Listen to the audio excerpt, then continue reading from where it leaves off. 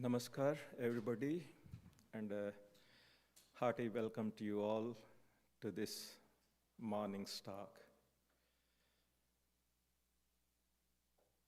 As many of our devotees who already know Nirakarananda ji keep saying, this is one of the retreats that we keep looking forward to eagerly. So it gives me great pleasure to welcome my very dear brother and friend Nirakarananda ji on behalf of all of us. As you know, he can not only speak, he can also sing, he can also play a musical instrument, but above all, he's a very friendly person. And that is why I personally look forward to his visits. He's a very good sadhu, together with, in addition to all his other qualities, very, very plain, very modest about himself. Anyhow, a few words about him for those who are seeing him for the first time. Nirakarananda ji became interested in Vedanta even when he was a young student. And then he came on a visit to India in February. He had his mantra diksha in Hyderabad from most revered Ranganathananda ji Maharaj. And a few months later, in September, he joined the order, September 93. And then he joined the order in our Bhavan Center in England. But he's also spent several years in India, especially in Mysore. And then Maharaj, he was posted to St. Louis in 2007. He had sannyas in 2006 from Ghanananda ji Maharaj. And the very next year, he was posted to our St. Louis Center, where he is working and serving Thakur since then, that is 18 long years in one place. Anyhow, he's going to speak to us on this highly interesting subject of facing the monkeys. I don't know what he was thinking. But this is going to be very interesting. So over to Maharaj, please.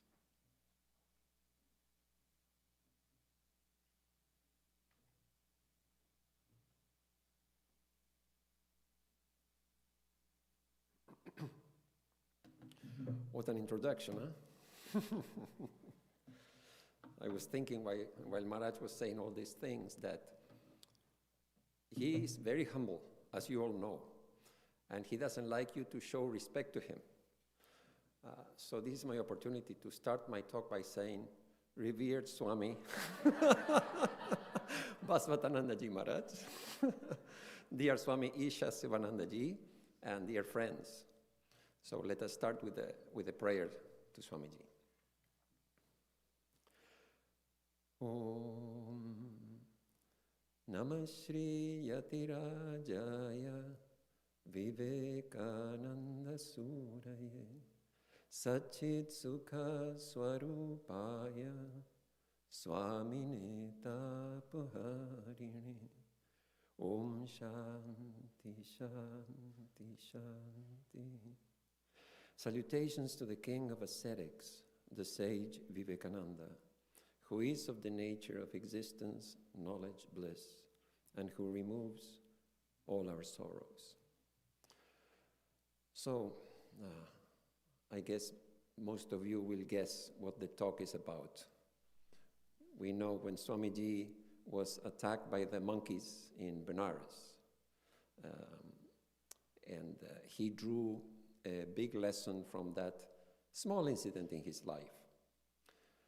So, Sri Ramakrishna passed away in August 1886, and then his young disciples gathered in the Paranagore monastery just soon after, maybe September 1886, and then they started individually to go on pilgrimages as wandering monks, begging their food, etc., practicing austerities.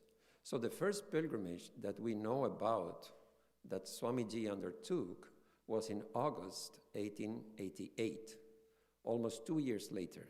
He went to Varanasi, and this incident happened there. So let us listen to how Swamiji describes the incident in his own words. In Chicago in 1893, he described what happened to him. Once when I was in Varanasi, I was passing through a place where there was a large tank of water on one side and a high wall on the other. There were many monkeys. The monkeys of Varanasi are huge brutes and sometimes are surly. They now took it into their heads not to allow me to pass through their street. So they howled and shrieked and clutched at my feet as I passed. As they pressed closer, I began to run. But the faster I ran, the faster came the monkeys, and they began to bite at me. It seemed impossible to escape, but just then I met a stranger who called out to me, "Face the brutes." Okay, very good. I turned and faced the monkeys, and they fell back and finally fled. So this is how Swamiji describes the incident. Now we know the end of the story. He turned around and the monkeys fled. But let us try to put ourselves in Swamiji's place. He is being chased by a pack of monkeys. And when animals get mad, they are not like human beings. Human beings are pretty bad, but animals are much worse. So sometimes you're walking in the woods, sometimes you see a squirrel that jumps and becomes aggressive. Even that is scary. Just a tiny animal as a squirrel. There were some news during the pandemic about some mad squirrels, and they were so aggressive, they would jump on the neighbors that people were afraid of coming out of their houses because of a squirrel, just a single squirrel. But when animals are mad, it's really scary for us. So you can imagine a pack of big monkeys chasing him. It's not a joke. And he turns around. He doesn't know how it will end. They may all pile on him. They could kill him, perhaps. He doesn't know the end of the story. We know that they all disperse. So in spite of his fear, he listened to that advice from the stranger. He turned around and faced the monkeys. And he must have been surprised. Suddenly, the same monkeys that are chasing him are running away from him. So what changed? It's the same person. The same person that was running away, now they are running away from him. He doesn't have any weapon. Nothing has changed. Only one thing, his attitude. His attitude changed, and it made all the difference. The same monkeys that were chasing him, now they are running away from him. So Swamiji must have been surprised by this. And he drew a big lesson in his life. So he said, that is a lesson for all life. Face the terrible. Face it boldly. Like the monkeys, the hardships of life fall back when we cease to flee before them. If we are ever to gain freedom, it must be by conquering nature, never by running away. We have to fight fear and troubles and ignorance if we expect them to flee before us. So there was another incident in Swami Vivekananda's life when he could practice this teaching. He was in England in 1895.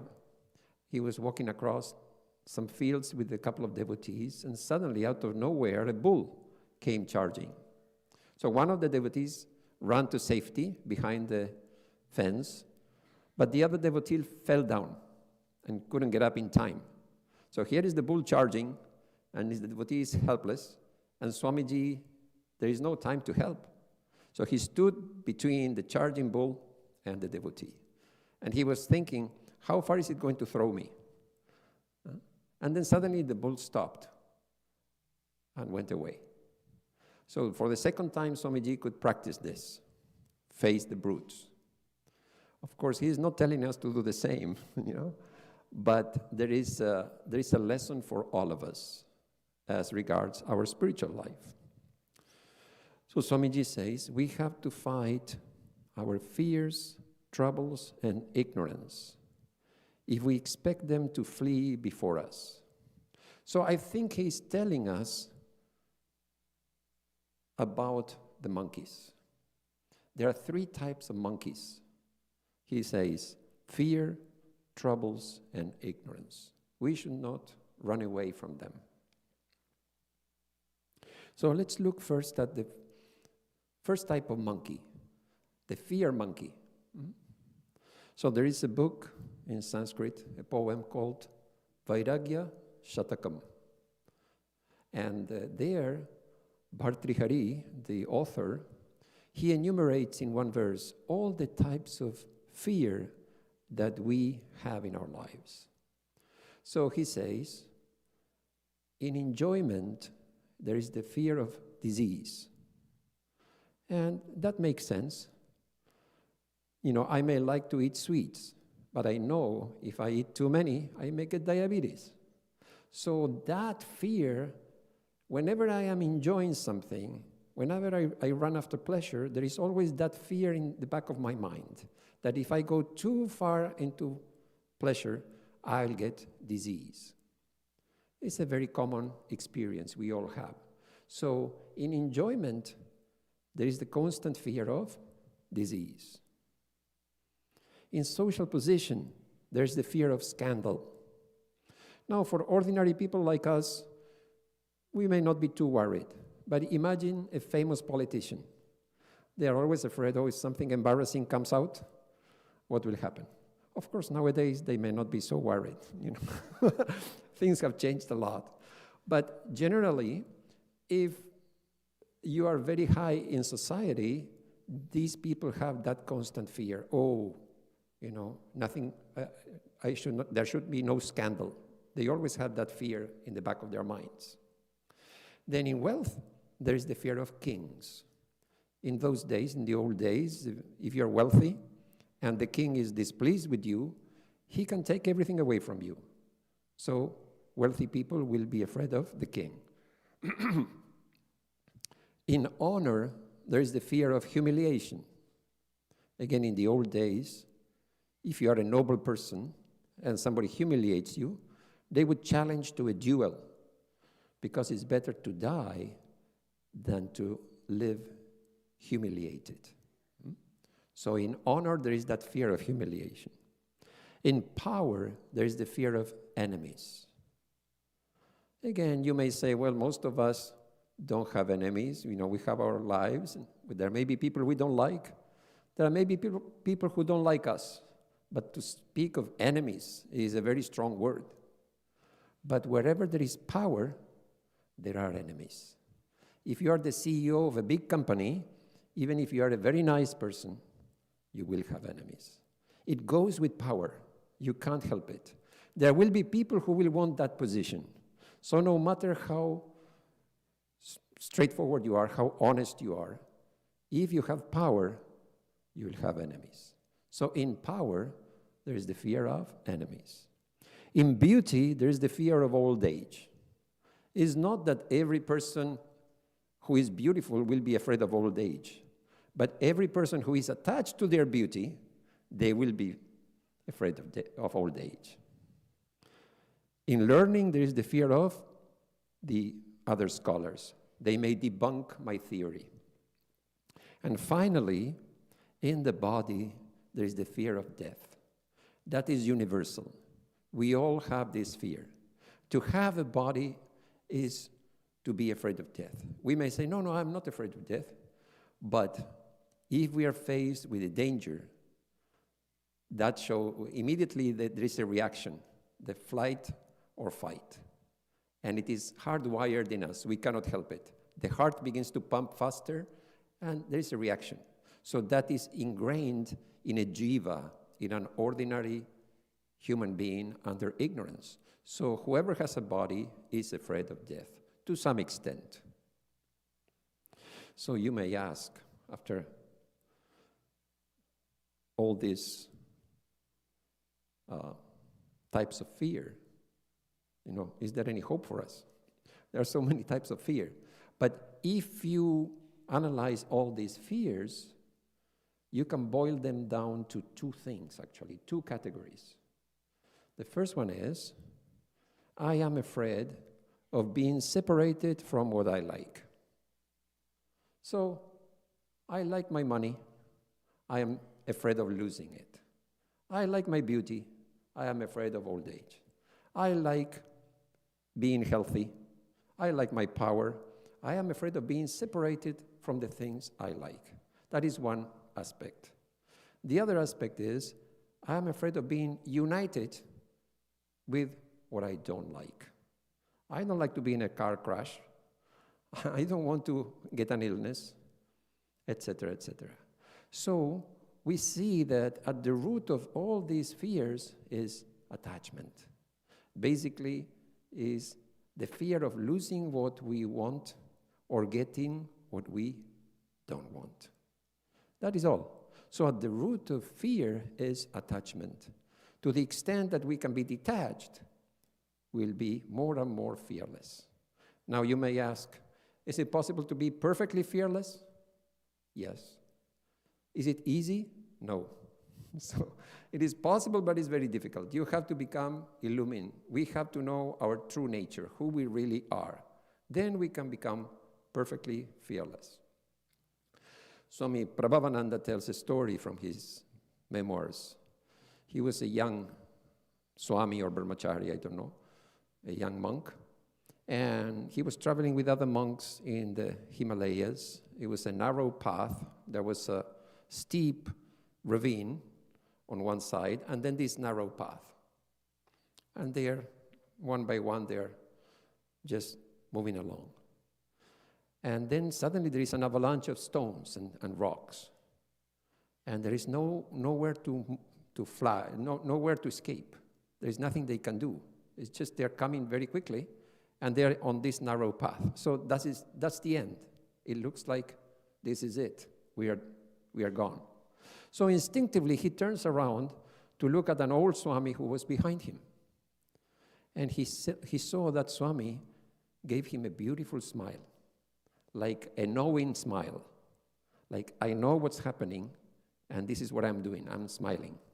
So there were no words uttered. He just smiled very calmly, very peacefully. And then somehow the rocks missed them, just by inches. So kind of miraculously, the Swamis were spared, and the rocks flew over their heads. But that was a big lesson for him. That smile in the face of death. How is it possible? How is it possible to smile when, the rocks are coming? To be so calm. An illumined soul can do that. To be perfectly fearless in the face of death.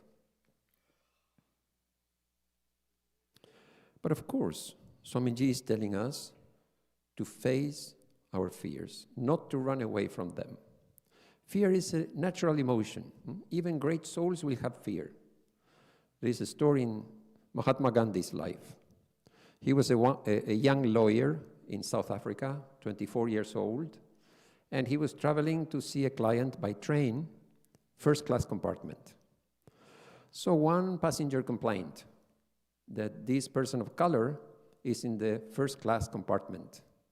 And he complained to the conductor, and the staff people came and they said, "You have to go to the third-class compartment." And Gandhi said, "Why? I am entitled to be in first class. I paid for the first-class ticket." And he was very smartly dressed, very professional, with a suit and everything.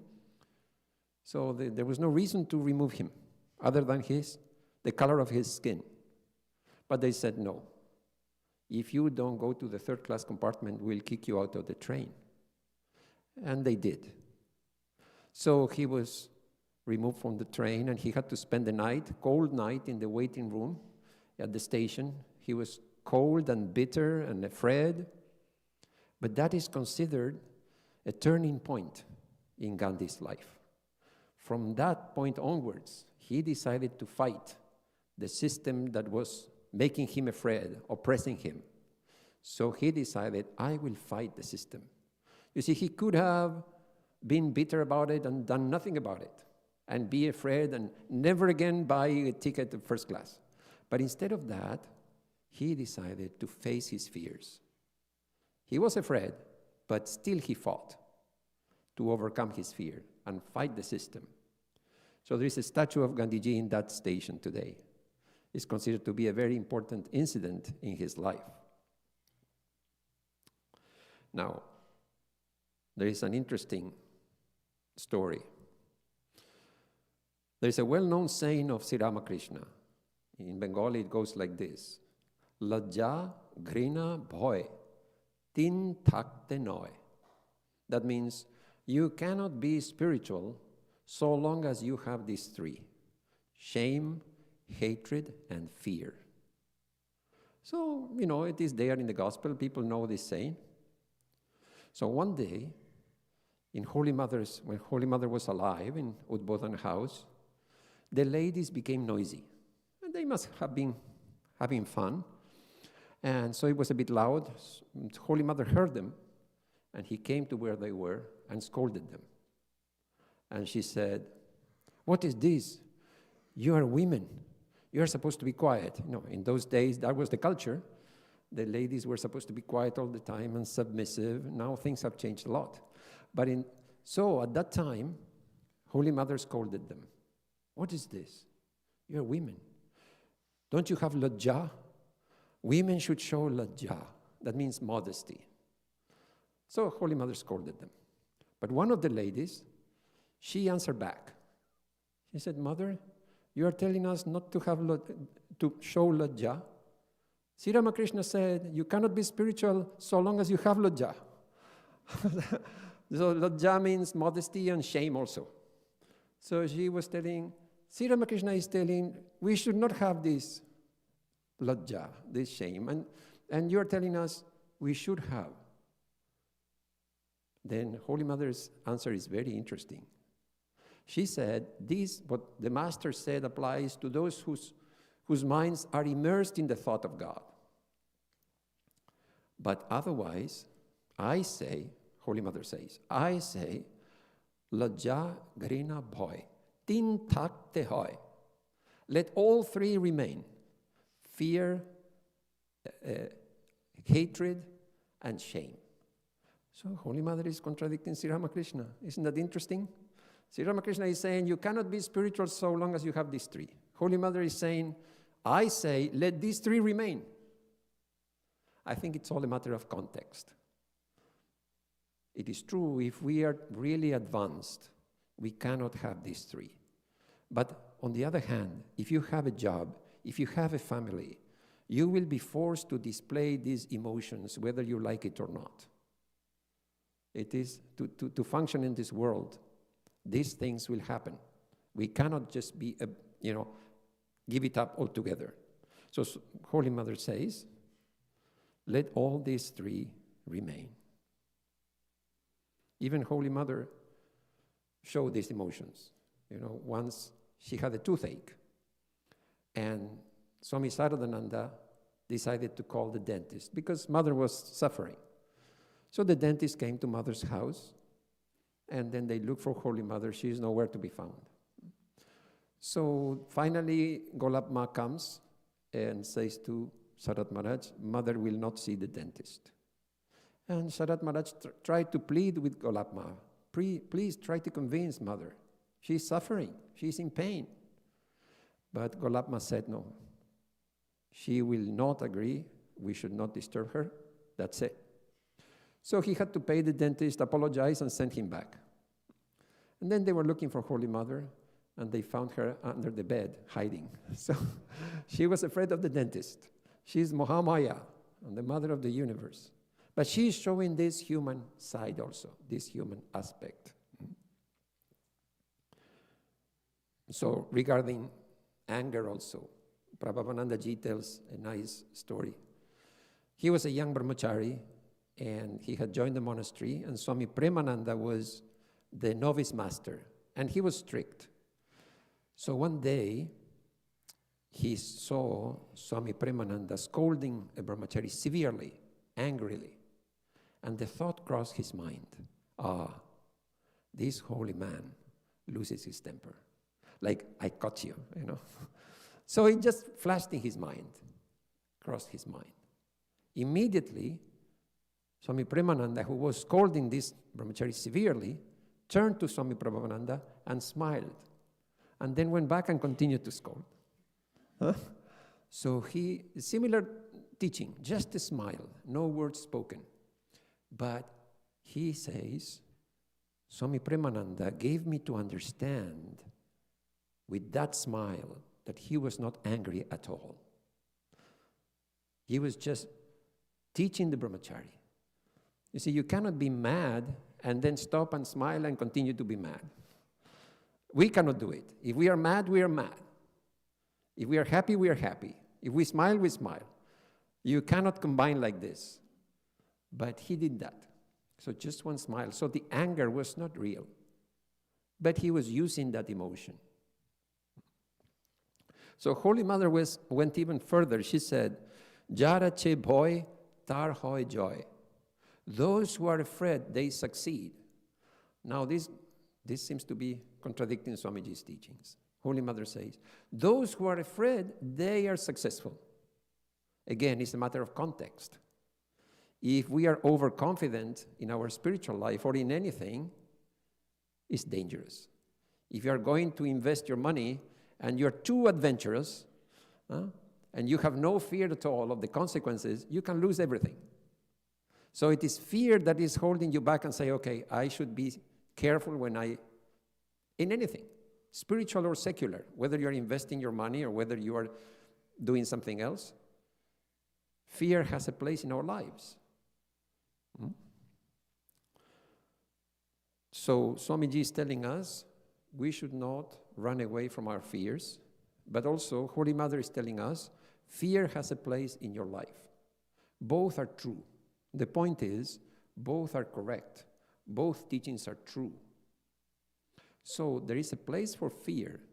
If I am afraid of getting in a car accident, I will drive carefully. I will not be a reckless driver. At the same time, there is a type of fear that has no benefit. It's excessive. So sometimes we are paralyzed by our fears. We don't want to try new things because we are afraid. That is what Swamiji is telling. Don't be afraid unnecessarily. Don't get into the habit of just being afraid. You know, if you say, I'm afraid of snakes, that's okay. It's understandable. But you shouldn't be afraid of a picture of a snake. That is too much. A picture of a snake cannot do you anything. So what happens is, Swamiji says, fear is one of the greatest obstacles to human progress, spiritually and materially. Fear is one of the greatest obstacles to our progress, spiritually and even materially. So sometimes we have to take risks in order to progress. So what happens with this unnecessary fear is, suppose you say, I'm afraid of this, I'm afraid of that. When it becomes a habit, we begin to worry. I worry that this will happen and that will happen. And when we create the habit of worrying, then we become anxious. So from fear, it develops into worry. From worry, it goes to anxiety. And when we become anxious, we forget why we are anxious. Then we go to the doctor, give me some pills, I'm anxious. So when you're afraid of something. When you worry about something. But by the time we're anxious, we don't know why. So it starts with fear. And behind fear is attachment. So from attachment comes fear, then comes worry, then comes anxiety. That's how it goes. So that is, we have just seen the first monkey. So I don't know, looks like we'll see how many monkeys we can see. Huh? So that is the fear monkey. Now the second monkey that Swamiji mentions is troubles. We have to face our troubles. Now, when you speak about fear, it may be real or it may not be. Most of our fears never happen, never come true. We may be afraid of so many things, and they never materialize. But troubles are real. Troubles are real in our lives, and we have to face them. And looking at Swami Vivekananda's life, we get a nice example of how to face our troubles. He went through so many troubles in his life. First, he had physical troubles, like health troubles. He had chronic insomnia, migraines, asthma, his whole life. Then he had so many diseases that came and went. Diabetes. Somebody recorded 31 diseases that he had in his whole life. 39 years, 31 diseases. So he put up with a lot of these physical ailments. He never complained. He practically ignored these things. Then, financial troubles. We all know how his father passed away when he was young, and the family was plunged in poverty. There was no money, to the extent that he had to tell his mother, I am eating out today, because there was not enough food at home. So that must have been a terrible time for him, these financial troubles. Then, legal troubles. You see, when Swamiji's father passed away, one of his aunts evicted them from the ancestral home. So there was a lawsuit between this aunt and Swamiji's family. And this went on for 14 years. Now, Swamiji, as a sannyasi, he could have said, oh, I have nothing to do with lawsuit, let somebody else do it. But he was the eldest brother, and he took it upon himself, that burden of, you can imagine an order of Brahman dealing with the lawsuit for 14 years. It is amazing. So on the 28th of June, 1902, he settled the lawsuit. He gave some compensation. There was no other way out. He passed away 4th of July. He settled it 28th of June, just before passing away. So he had to put up with this legal trouble, the most annoying thing, for 14 years. Then another type of trouble. He comes to the West to do Sri Ramakrishna's work, and the missionaries took notice. This guy is very successful. He's a very good speaker. And if we don't do something about this, the donations will go down. We are going to convert the heathens, and here this man, so spiritual and so eloquent, our donations will suffer. So what is the solution? They spread rumors about Swamiji. His character is not good, blah, blah, blah. What can Swamiji do about it?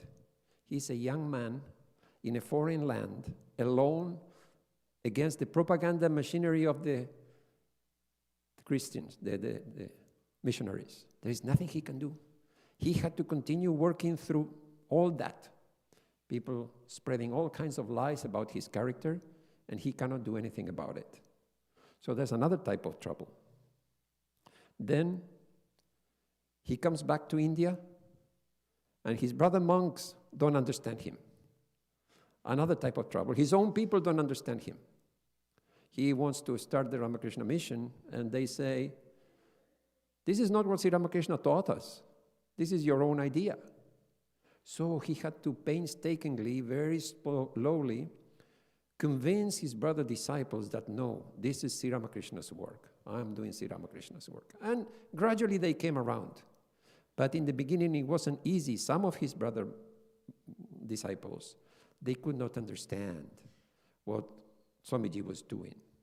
And it was understandable because it was very revolutionary in Indian society, what Swamiji wanted to implement. So it took time for them to understand, some of them to understand. Another example regarding this, when he returned to India, he was accompanied by some of Western disciples, ladies, and he was moving around freely with them. So Swami Vijnanananda, one of his brother disciples, this bothered him, that he is moving around with women freely like that, these Western women. So one day he caught Swamiji alone, and he brought it up. He said, Swamiji, you went to the West and mixed with all kinds of people. Then you came back here, and you're moving freely with these ladies. This is against Sri Ramakrishna's teachings. So Swamiji became very grave. His face flushed. And Swami Vijnanananda became very afraid. What have I done? Telling this to Swamiji. But it's too late. He already spoke. Then Swamiji became very grave and said, look, Sri Ramakrishna taught you in one way. You follow what he taught you. He taught me in a different way. And then he adds, not only he taught me, he showed me.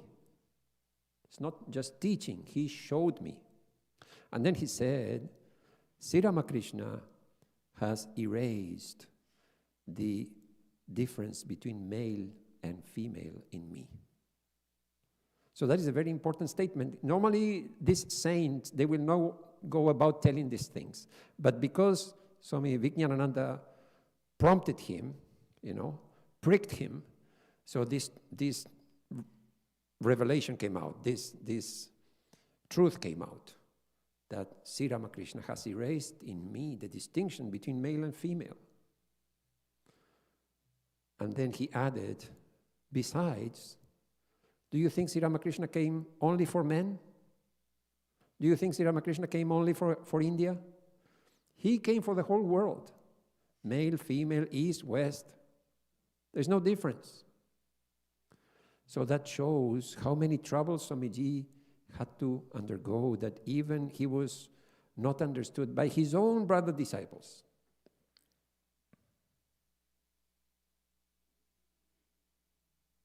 So that's about the trouble monkey. And finally, probably the most interesting one, ignorance monkey. What does it mean that we should not run away from our ignorance, that we should face it? Swamiji himself explains. He says, what we call mistakes or evil, we commit because we are weak, and we are weak because we are ignorant. The greatest sin is to think yourself weak. All power is within you. You can do anything and everything. So Vedanta calls this avidya, ignorance, lack of knowledge. What knowledge? Knowledge of our true self, our true nature. It is because we are ignorant that we are weak. And it is because we are weak that we make mistakes. So basically, at the root of all this problem is ignorance. So Swamiji says, we shouldn't run away from ignorance. So, how to fight this monkey? Swamiji continues. I am the resultant of all my past, both good and evil. I have committed many mistakes in my life, but mark you, I am sure of this, that without every one of those mistakes, I should not be what I am today. So, I am quite satisfied to have made them. What a positive message. I made mistakes in my life. I'm satisfied to have made them. I do not mean that you should go home and willfully commit mistakes. Do not misunderstand me like that. But do not mope because of the mistakes you have committed. Know that in the end, all will come out straight. It cannot be otherwise because goodness is our nature. Purity is our nature. And that nature can never be destroyed. So Swamiji's message is a very positive message. If we make a mistake, just don't dwell on it. Don't let it hold you back. Don't think about it. Move on. Swamiji says, he made many mistakes, and he's happy to have made them. He's satisfied to have made them.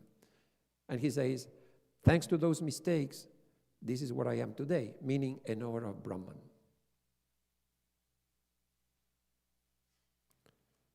So, no, God knows better.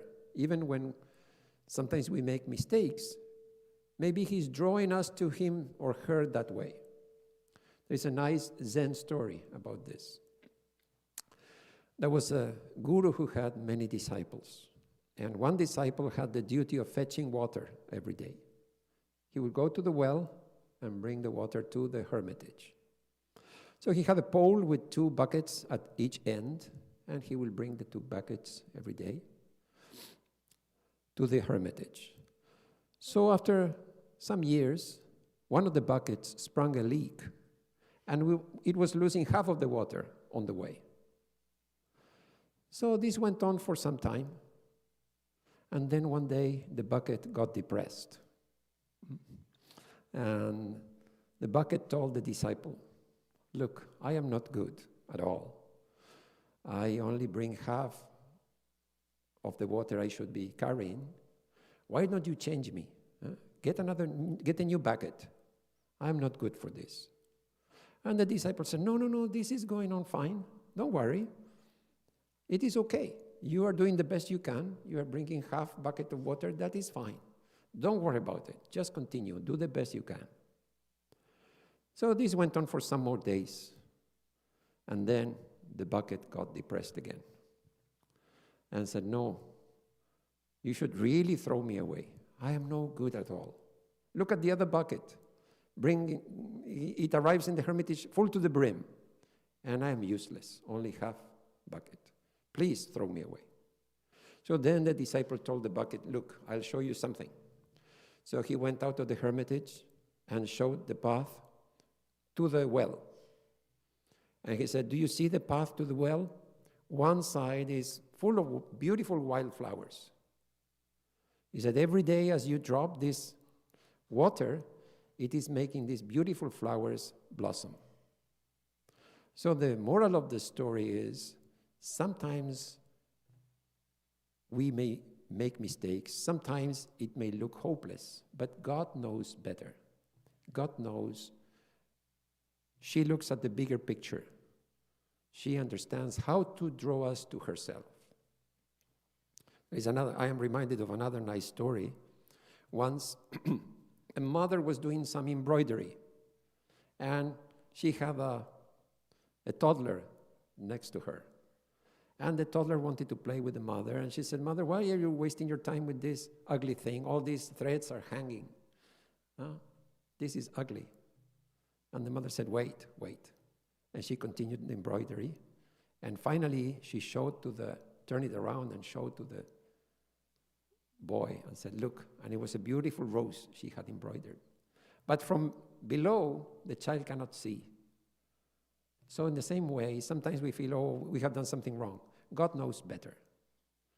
The thing is, we should try our best, but we should not get stuck in these negative emotions.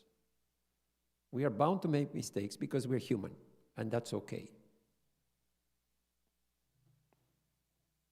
There are so many types of mistakes that people make. There is a story in the Chandogya Upanishad.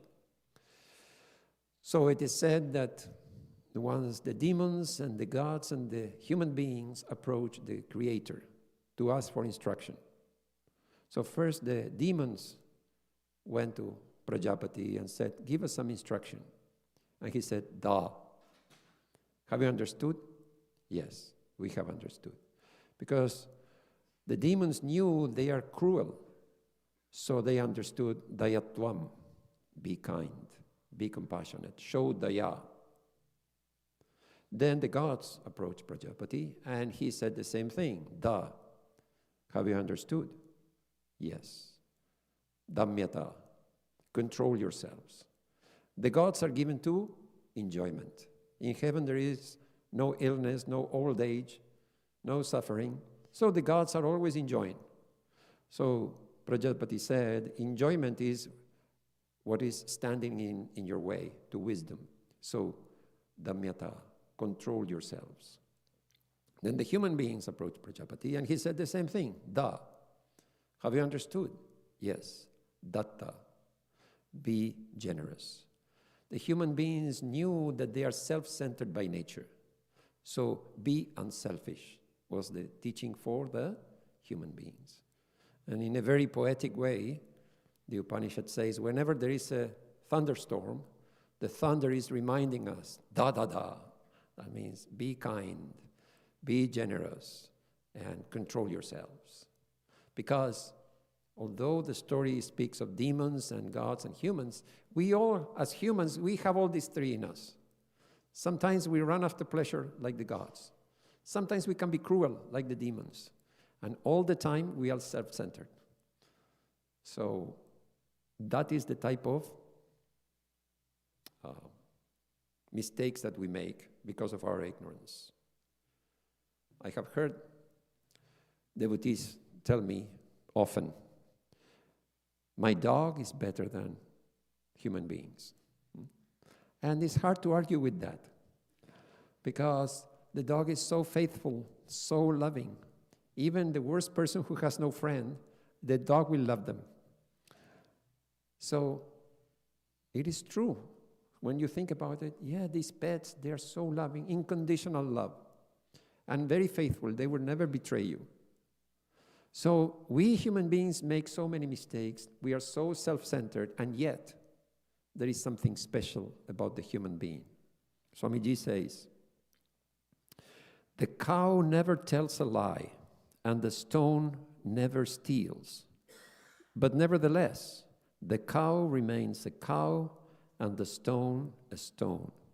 A human being steals and tells lies, and again it is the human being that becomes a god. So that is the greatest of the human being, the greatness of the human being, that in spite of all the mistakes we may make, we still can rise above them. We can learn our lessons and become illumined. That is a unique feature of the human being. So Swamiji continues, there is nothing that is absolutely evil. Our mistakes have a place here. Go on. Do not look back if you think you have done something that is not right.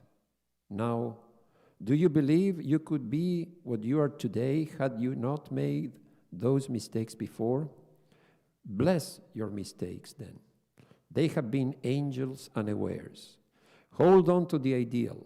Do not look back upon little mistakes and things.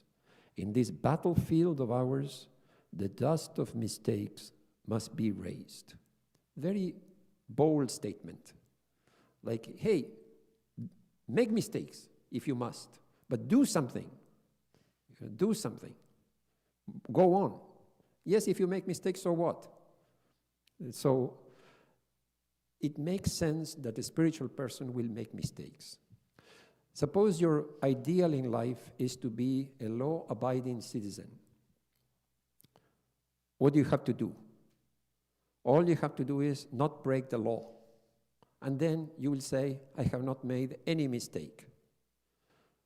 So that is kind of a very low ideal. I want to be a law-abiding citizen. Now suppose you want to say, I want to be spiritual. Whoa, big difference. So there is no law that says, if you are selfish, you will go to jail. So you can be perfectly selfish and not make a mistake if your ideal is low. But if you say, I want to be spiritual, then you're going far beyond being a law-abiding citizen. Now you cannot be selfish. So you have put restrictions on yourself. First, you have a wide range of action without making a mistake. I can be perfectly selfish.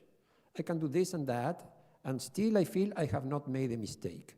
But when I say I want to be spiritual, I put restrictions on myself.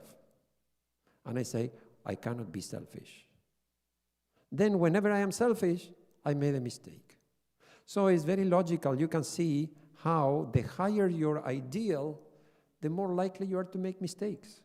Because the leeway, the flexibility for action is very limited. I want to be spiritual, then I cannot be selfish. I cannot do this, I cannot do that. I cannot hurt others. So we can see that the higher the ideal, the more likely to make what is the so-called mistakes.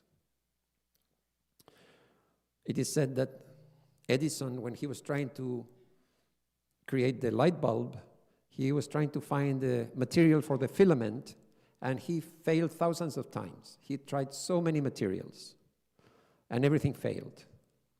And finally, the assistant got disgusted, and he said, "We are wasting our time. We have failed. We have learned nothing." And Edison said, "No, I have found thousands of ways that don't work. I have learned a lot." So that is the attitude. It looks like a mistake, but on the way to success, you have to make mistakes. Suppose a child is learning to ride a bicycle. Now, one child, after falling 2 or 3 times, learns to ride the bicycle. Another one falls 20 times, but finally learns to ride the bicycle. Now, the second child will not sit and think, "Oh, why did I fall 20 times? It makes no sense. Whether you fall twice or 20 times, what does it matter? You will learn to ride the bicycle. So what we call mistakes in the eyes of God is nothing. The point is, learn to ride the bicycle somehow. Whether you fall once or 1,000 times, just learn to ride the bicycle. That's all.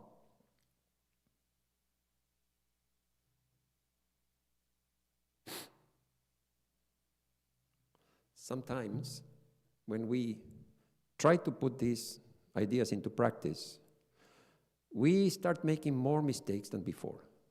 And sometimes our devotees, especially when they start on this path, is very confusing. So they say, "Swami, I took initiation, I started my spiritual life, now my mind is more restless, and I have more desires, or I am more irritable. How to explain it? I'm trying to be good, and I find I'm making more mistakes instead." So Swami Swahananda gave a very nice answer to this problem. When somebody complained about this, he said, "Look, imagine you have a field that has been fallow for many years. Now you want to grow, say, wheat. So you plow the land, and you sow the seeds, and you water it, and you tend it nicely, and gradually the things begin to sprout. But you notice that instead of wheat, you're getting a lot of weeds, ugly weeds, and a little wheat here and there. And you say, what is this? I have planted wheat and I am getting all these ugly weeds. Well, the answer is those seeds of the weeds, they were there all the time. Now you have turned the soil and watered the soil, and they have sprouted. So now the work begins of pulling out the weeds and planting more of the wheat that you want. So it makes sense that when we try sincerely, in right earnest, to live a spiritual life, there is a reaction. Because so far the mind did whatever it wanted. Now we are telling the mind, you have to do whatever I tell you to do. So all these desires become activated. All these undesirable ideas come to the surface. So now the real work begins. Okay, I don't want these ideas. Let me bring new ideas. So gradually, it will be less and less weeds and more of the crop that we want. That is the idea. Finally, you have the message from the Gita that is also very positive. Sri Krishna says in the Gita that in this path, in this yoga, no effort is wasted. If you are in the office and you are given a job and you don't finish, you get fired. But in this dharma, Sri Krishna says, no effort is wasted, whether it is half-hearted, whether it is unfinished. Any little effort that we make to be spiritual, to change, to improve ourselves, nothing will be wasted. That is one thing that Sri Krishna says. Another thing he says is, there will not be the wrong result. You will get the correct result. If you want to be spiritual, you will be spiritual. You will not get any different result. So no effort will be wasted, and you will get the correct result, in spite of mistakes, in spite of whatever ignorance we may have. So, I think we can finish here. We saw the subject facing the monkeys, how Swamiji, from that little incident in his life, he drew an important lesson, that when we are chased by our fears, by our troubles, by our mistakes or ignorance, we should not run away. We should not change the course of our lives. If we want to be spiritual, we have to become spiritual in spite of these three, in spite of our fears, in spite of our troubles, in spite of our ignorance and our mistakes. We have to move on and face them.